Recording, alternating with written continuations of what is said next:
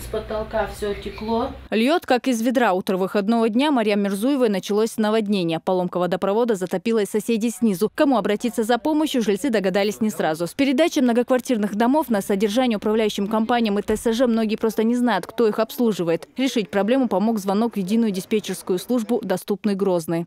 Магия города Грозный. Ежедневно в диспетчерскую службу поступают десятки звонков от жителей столицы. В основном жалобы по линии ЖКХ. Это поломка водопроводной системы, отключение отопления, электричества. Специальная комиссия, в свою очередь, сообщает о проблеме обслуживающей компании многоквартирного дома или ТСЖ. Заявка отслеживается с момента подачи до окончательного устранения неполадки. В течение 3 дней решается данная заявка. А вот аварийные заявки в течение 30 минут должны реагировать на данную заявку. Мы в режиме онлайн по звонку принимаем и передаем соответствующую службу. На его попечении больше 20 многоквартирных домов. Хамзат Аптаев 7 лет возглавляет одну из управляющих компаний Октябрьского района. В своих подведомственных многоэтажках он знает каждый уголок. Большинство аварийных ситуаций удается избежать благодаря своевременным действиям, рассказывает Хамзат. 33 дома отдали в ТСЖ. Жители не ведают, что именно, говорят, вроде они не знали, что ТСЖ.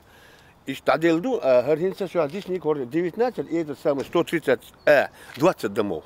Впрочем, есть и те, кто недобросовестно выполняет свои обязанности. За 2014 год прокуратурой республики выявлено свыше 4000 нарушений в деятельности управляющих компаний ТСЖ. В 2014 году в результате надзорных мероприятий выявлялись многочисленные факты неисполнения ТСЖ управляющими организациями, которые управляют многоквартирными домами, требований законодательства в части размещения информации о своей деятельности.